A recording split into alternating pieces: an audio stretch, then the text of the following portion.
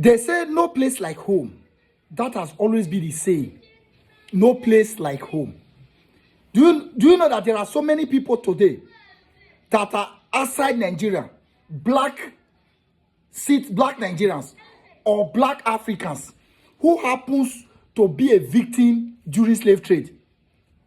There are so many today that would have loved to know their true country, the country where their father came from. I can tell you this for free, that we have many of these people in America that you call black America. These people are either from Nigeria, Kenya, Ghana, or they are from one of these African countries. We have so many of them. Now let me ask you, do you think that those who were exported during slave trade, do you think so many of them will be regretting slave trade as at then? Maybe you don't understand. So many of these guys who you see as black Africans, as we speak today, they would have loved to know their roots, where they came from, their biological country, where their parents came from. But now let me ask you, do you think so many of them will be regretting not knowing the country where they came from truly? Are you sure so many of these guys will not be celebrating as we speak now? To me, I think many of them will be very happy of what actually happened to their fathers.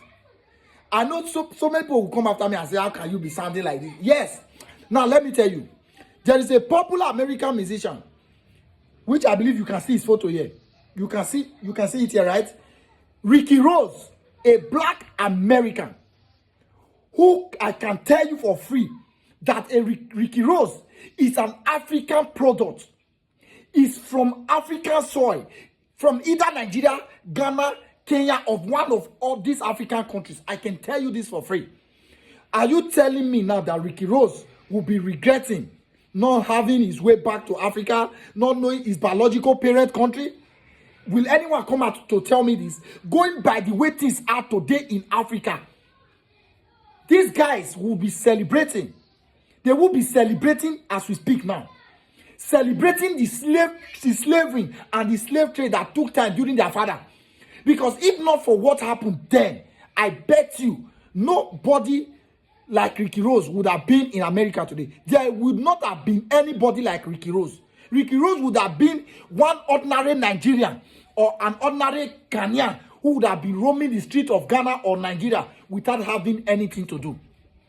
Now tell me, which singer, which musician in Africa can you compare to Ricky Rose when it comes to affluence and influence as we speak today?